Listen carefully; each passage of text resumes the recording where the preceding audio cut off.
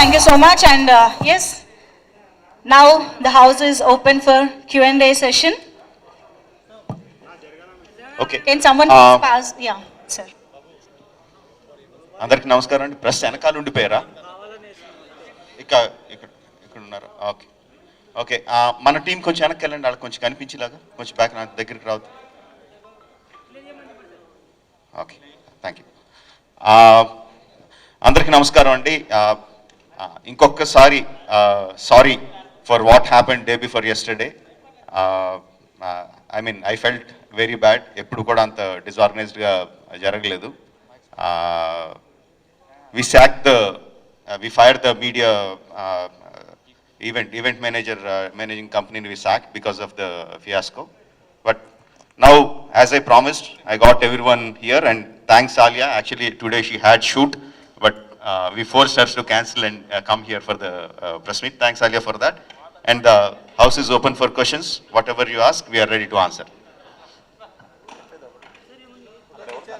Sorry, అన్ని బెంగళూరు ముంబై చెన్నై అన్ని తిరిగి ఇంగ్లీష్ ఎక్కువ అలవాటు అయిపోయింది. మీరు ఏ ప్రశ్నలు అడిగినా సరే సమాధానం చెప్పడానికి సిద్ధంగా ఉన్నాం. Wonderful, sir. Yes, Mike, pass chestara. Who is the first to ask the question?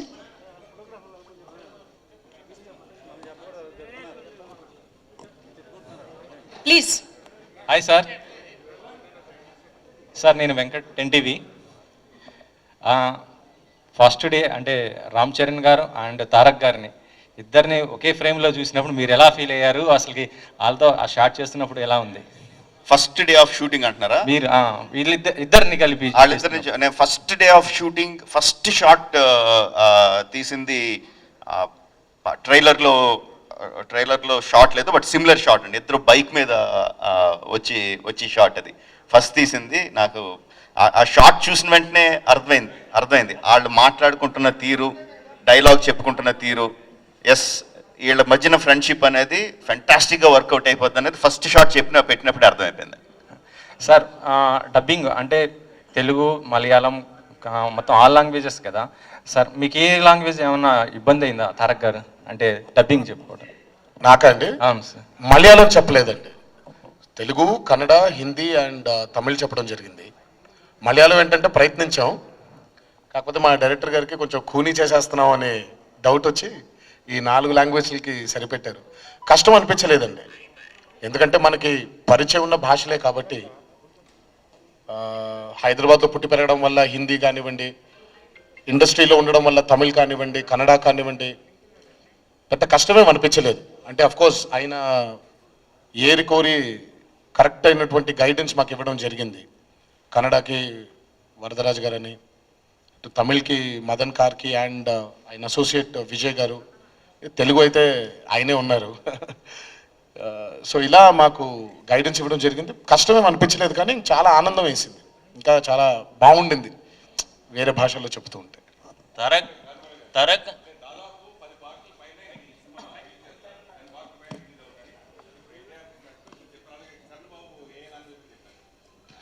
10 లాంగ్వేజెస్లో కాదండి, 5 లాంగ్వేజెస్లో రిలీజ్ అవుతుంది. బట్ సబ్సిక్వెంట్గా వాళ్ళు డబ్ చేస్తారు మిగతా లాంగ్వేజెస్లోకి.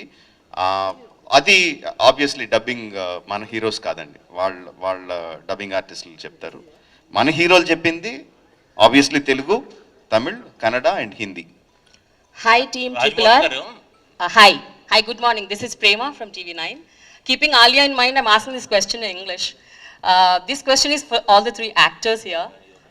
I know if it is Rajamouli's film, it is like, lot more years of effort, lot more years of time, lot more years of commitment, focus, and so much goes through. But I'm sure as humans, we have our own highs and lows. We have our own issues to deal with, and especially this pandemic.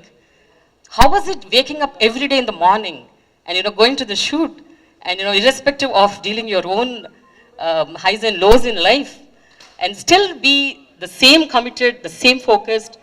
How did you deal with it? I want all the 3 actors to answer to this question, and then followed by Rajamouli Garu to respond to their answers. Thank you. Firstly, Andariki Namaskaram. Bagunnara?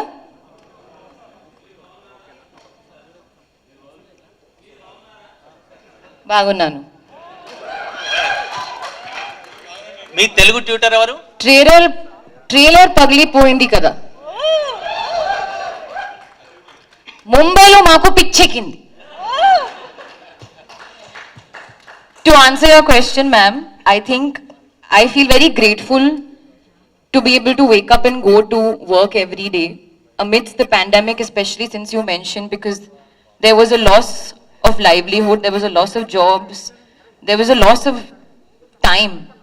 So, yes, keeping in mind the protocol, masks, just general sanitization, that was happening. But for me, I've always felt very grateful going to work, being in this profession, because it's been a dream and it's come true. And to be working on an S.S. Rajamouli film amidst the pandemic and still going and seeing the dedication of the crew to get the film in, get the film right, was truly very inspiring, and I feel very grateful for every moment. Rajamouli గారు, ఇద్దరు young హీరోలు. అందరికి నమస్కారం. ఈ pandemic ముందు ఎంత ఉత్సాహంతో ఈ సినిమా మొదలుపెట్టామో మీ అందరికీ తెలుసు. మేము కూడా అంతే ఫీల్ అయ్యాం ఈ సినిమా మొదలైనప్పుడు. సడన్గా ఈ పాండమిక్ వచ్చినప్పుడు మేమే కాదు, హోల్ వరల్డ్ ఎంత బాధకు గురైంది. కష్టాలు ఇవన్నీ ఉన్నా 2.5 years బిగపట్టుకుని మీ అందరూ ఇంట్లో కూర్చున్నా, అందరు రికవర్ అవ్వాలి, తొందరగా దీని నుంచి బయటపడాలని ఉన్నా. ఏదైనా ఒక్క పాయింట్ మమ్మల్ని అందరినీ ఉత్సాహం పోకుండా తిరిగి పాండమిక్ అవ్వగానే బయటకు వచ్చి సినిమా చేయాలి, ఎలా చేయాలి అవన్నీ ఆయన టీం అంతా వాళ్ళు చూసుకున్నా. ఏ జోష్తో అయితే మొదలు పెట్టామో దానికి 2 జోష్తో మేము తిరిగి వచ్చాం. అది కేవలం RRR అనే ఒక సినిమా కోసమే. ఆయనతో తిరిగి పనిచేయడం, ఈ సినిమా, ఈ ట్రైలర్ మీరు అందరూ చూస్తే ఎంత ఆనందపడతారని మాకు అవి ఊహించుకుంటూ తిరిగి మేము సెట్లో అడుగుపెట్టి అంతకన్నా ఎక్కువ ఉత్సాహంతో మేము పనిచేసాం పాండమిక్ తర్వాత. సార్ రాజమౌళి సార్, నేను చాలాసార్లు చెప్పాను ప్రేమ గారు, I think you definitely got it also. ప్రతి జీవికి ఒక హోప్ ఉంటుంది, రేపు బాగుంటుంది, మర్నాడు బాగుంటుంది అని. సో అలాగే మా యాక్టర్ జీవులు కూడా అదే హోప్. ఏదో రోజు ఈ పాండమిక్లోంచి బయటపడి త్వరగా RRR సెట్లోకి వెళ్ళి ఆ జీవి కన్నా హోప్లో మేము కూడా భాగం అవ్వాలి అని. So we were all hoping and as humans or any living form on this planet lives with that ray of hope, and today we are, and finally it's in front of you. So that hope drove us. That's our hope and one man's hope. Sir of course pandemic మన ఒక్కడికి వచ్చిన problem కాదు కదండి, మొత్తం ప్రపంచం అందరికీ వచ్చిన problem. So మన ఒక్కళ్ళే వెనకబడిపోతే కొంచెం భయం వేస్తుంది, అందరం ఆగిపోతే యాక్చువల్గా అంత భయం వేది. మనకి భయం వేసింది, కంగారు పడింది, అన్నిటి కూడా ప్రాణ నష్టం జరుగుతుంది అనేది, విచ్ ఈస్ వెరీ సాడ్, మన చేతుల్లో లేనిది. బట్ దాన్ని తీసి పక్కన పెడితే అది ఒక రకంగా ప్రకృతి మనందరినీ, ఏ బాబు ఓ తెగ పరిగెడుతున్నావు, ఎక్కడ పరిగెడుతున్నావు, ఒకసారి ఆగు, ఏంటి ఎక్కడ పరిగెడుతున్నావు చూసుకో, ఒకసారి ఆలోచించుకొని మనకి వేసిన ప్రశ్నలాగా అనిపించింది. ఆ ప్రాణ నష్టం, ఆ భయం అదంతా తీసి పక్కన పెడితే, అపార్ట్ ఫ్రమ్ దట్ నాకు పాండమిక్లో నేను పర్సనల్గా నేను కానీ మా ఫ్యామిలీ కానీ ఎఫెక్ట్ అయింది లేదు. యాక్చువల్గా గట్టిగా చెప్పాలంటే ఎంజాయ్ చేసాం, అందరం కలిసి ఒక చోట కూర్చొని ఒకసారి భోజనం చేసి కబుర్లు చెప్పుకొని. పాండమిక్ అయితే మేమైతే ఎంజాయ్ చేసామండి. రెట్టించిన ఉత్సాహంతో మళ్ళీ సినిమాలోకి దిగాం, బ్రహ్మాండంగా కంప్లీట్ చేసుకున్నాం. రాజమౌళి సార్, సతీష్ ఈటీవీ నుంచి సార్. సార్, ఈ సినిమా గురించి ప్రపంచం అంతా మాట్లాడుకుంటుంది. సో మీ సినిమా ఎలా ఉండబోతుందో ప్రపంచం అంతా చూసింది. కానీ RRR సినిమాకి సంబంధించి ప్రత్యేకత వేరే ఉంది. ఒక చారిత్రక నేపథ్యాన్ని ఫిక్షన్ జోడించి సినిమా తీస్తున్నట్టు ముందే చెప్పడం జరిగింది. సో ఈ సమయంలో కరోనా రావడం, చాలా సినిమా వాయిదా పడుతూ రావడం అనేది, సో మీలో ఎలాంటి మానసిక సంఘర్షణ గురయ్యారు మీరు ప్రత్యేకంగా? సో ఇంతమంది, ఇంత పెద్ద స్టార్, అంటే 2 స్టార్స్ హీరోలు పెట్టి ఇంత బడ్జెట్లో సినిమా తీయడం జరిగింది. సో మీ మానసిక సంఘర్షణ ఏ విధంగా ఉండేది ఆ సమయంలో? ఎగ్జాక్ట్ ముందు చెప్పిన సమాధానం అదే అండి. అసలు అంటే మీ వ్యక్తిగత, అంటే జనరలైజ్ చేసి చెప్పారు, దర్శకుడిగా మీకు ఎలా ఉంది? అసలు ఏమి లేదండి. లైక్ ఐ సెడ్, జరిగిన ప్రాణ నష్టానికి విపరీతమైన భయం, బాధ, అవి కలిగినాయి. అవి తీసి పక్కన పెడితే వ్యక్తిగతంగా హ్యాపీగా ఎంజాయ్ చేసాం. సినిమా గురించి కూడా లైక్ ఐ సెడ్, ఒక్క సినిమా ఆగిపోతే భయపడతాం, కానీ మొత్తం అన్ని సినిమాలు ఆగిపోయినప్పుడు, ప్రపంచమే ఆగిపోయినప్పుడు పెద్ద భయమే లేదు. ఎందుకంటే అందరం ఆగాం, మళ్ళీ అందరం మొదలు పెడతాం. So it's a pause, not a stop అని అయితే అనిపించింది. సార్ అంటే And ఒకసారి ఇంకోటి విషయం సార్, కాదు, అసలు నాకు కనపట్లేదు. మళ్ళీ మీకు ఎన్ని ఫోటోలు కావాలంటే అన్ని ఫోటోలు ఇస్తాను. ఒకసారి కూర్చొని నాకు ఎవరు మాట్లాడుతున్నారు కనపట్లేదు. ఒకసారి తారక్ లక్ష్మీనారాయణ ఏంటి? సార్ సతీష్ ఒక్క నిమిషం లాస్ట్ క్వశ్చన్ సార్.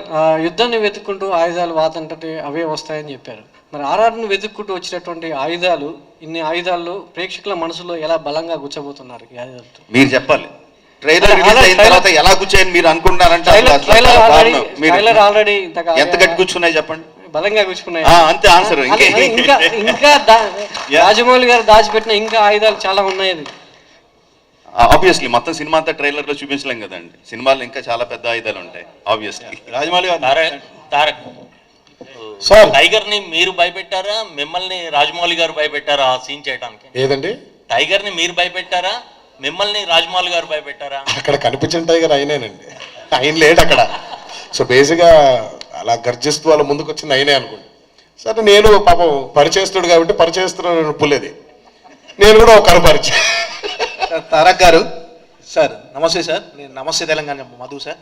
సార్, ఈ కొమరం భీమ్గా నటించడానికి, మీరు తెలంగాణ యాస నేర్చుకోవడానికి, ఒక కొమరం భీమ్గా మిమ్మల్ని మీరు మౌల్డ్ చేసుకోవడానికి ఎలాంటి హార్డ్ వర్క్ చేశారు? ఎలాంటి? ఇట్ వాస్ వెరీ డిఫికల్ట్ అండి.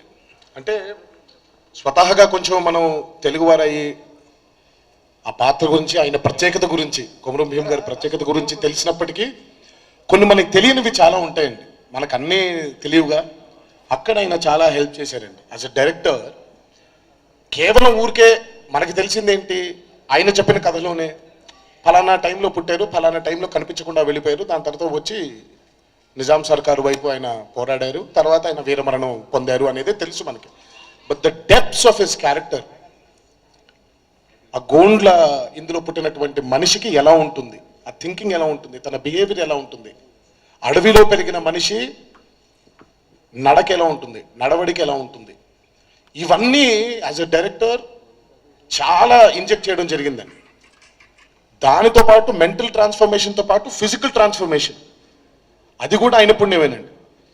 మామూలుగా ఎలా ఉంటుందంటే మనం బాగా కండలు పెంచేసిన తర్వాత మనకి తెలియని ఒక కాన్ఫిడెన్స్ మొదలైపోతుంది. బట్ ఆ కాన్ఫిడెన్స్ని క్యారెక్టర్ యొక్క స్థితిగతులతో, మైండ్తో ఎలా ఉంటాడు తను, లేకపోతే ఏదో కండలు ఉన్నాయి కదా అని బోస్ట్ చేసుకోవడం ఉండదు. కండబలం కంటే గుండె బలం చాలా ముఖ్యమైనది అని అంటూ ఉంటాం కదా మనం. So he really as a director అంటే he really help me a lot. చాలా అంటే ఆ క్యారెక్టర్ గురించి అర్థం చేసుకోవడానికి. సో ప్రతి సినిమాకి శ్రమ ఉంటుంది, ఈ సినిమాకి ప్రత్యేకించి ఇంకొంచెం శ్రమ పెట్టడం జరిగింది. సార్ రాజమౌళి గారు, this is Shakti Prajasakti sir. ఇక్కడ మీరు ఫోన్, మీ ఫేస్ కనపడలేదు, ఫోన్ కింద పెట్టండి. సార్, ఇప్పుడు బాహుబలి తీసినప్పుడు వాళ్ళ ఫాలోయింగ్ వేరు, ప్రభాస్ అండ్ రాణా. బట్ ఈ సినిమా తీసినప్పుడు ఇద్దరు మాస్ ఫాలోయింగ్ మామూలుగా ఉండదు. అలాంటివి చేసినప్పుడు ఎక్కువ తక్కువ అసలు ఎట్లా మీరు దాన్ని కన్విన్స్ చేయాలని మీకు ఏమైనా అనిపించిందా? గతంలో కృష్ణ శోభన్ బాబు మహాసంగ్రామం సినిమా తీసినప్పుడు అప్పుడు ఒక వర్గం ఫ్యాన్ హర్ట్ అయ్యి గొడవలు జరిగినాయి. ఇప్పుడు దీన్ని మీరు ఎలా ఫుల్ఫిల్ చేశారు, చేయగలరు అనే కాన్ఫిడెన్స్ వచ్చింది?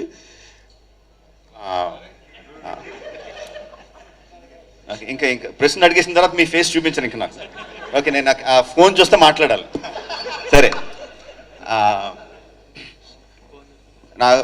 నాకు కొన్ని నమ్మకాలు ఉంటాయండి. కొంత సినిమాని ప్రేక్షకుడు ఏ విధంగా చూస్తాడు అన్న దాంట్లో కొన్ని క్లారిటీస్ ఉంటాయండి. అందులో నేను నమ్మి సిద్ధాంతం ఏంటంటే, స్టార్ వాల్యూ అంటే నాకు బాగా తెలుసు. నేను ఎంత పెద్ద డైరెక్టర్ అయ్యింది స్టార్స్ని ఫ్యాన్స్కి, ఆడియన్స్కి బాగా చూపించే. But at the same time ఎంత పెద్ద స్టార్ అయినా సరే, ఎంతమంది స్టార్లు ఉన్నా సరే, వాళ్ళు ఉత్సాహంగా జనాల్ని థియేటర్కి రప్పించగలరండి.